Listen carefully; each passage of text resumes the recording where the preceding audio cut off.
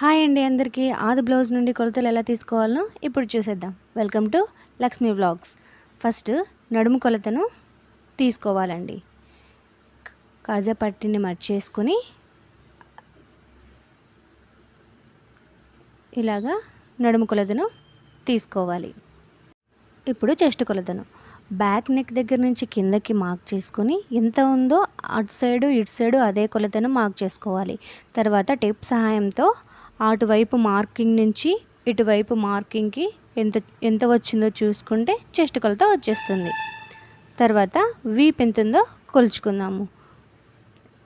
ఇలా పట్టేసుకొని వీపు ఎంత ఉందో కొలిచేసుకుందాము. ఇది వీపు కొలత వచ్చేస్తుంది.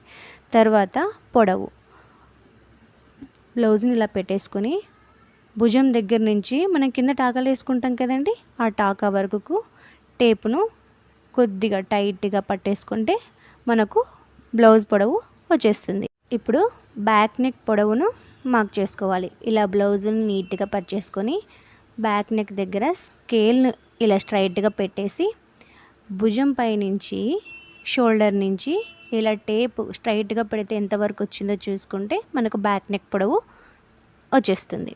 అలాగే ఫ్రంట్ పార్ట్ కూడా, ఫ్రంట్ నెక్ను కూడా సేమ్ ఇలాగే బ్లౌజ్ని ఇలా నీట్గా పెట్టేసుకొని స్కేల్ను స్ట్రైట్గా పెట్టేసి ఉక్సు పట్టి మీద స్ట్రైట్గా పెట్టేస్తే షోల్డర్ నుంచి కిందకి స్కేల్ ఎంతవరకు వచ్చిందో అంతవరకు చూసేసుకుంటే మనకు ఫ్రంట్ నెక్ వచ్చేస్తుంది. ఇప్పుడు హ్యాండ్స్ పొడవు, భుజం దగ్గర నుంచి హ్యాండ్స్ పొడవును ఇలా కొలుచుకోవాలి.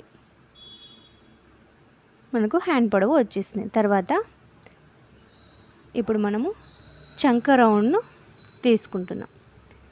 ఇలా భుజం దగ్గర నుంచి ఇలా టైట్గా పట్టి లాగేస్తే మనకు చంక రౌండ్ అనేది వచ్చేస్తుందండి.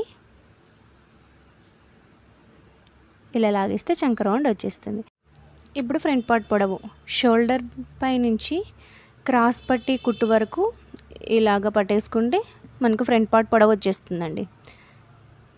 తర్వాత షేప్ బెల్ట్, షేప్ పట్టి కొలతలు ఫ్రంట్ బ్యాక్ పొడవు ఇలా చూసేసుకోవడమే.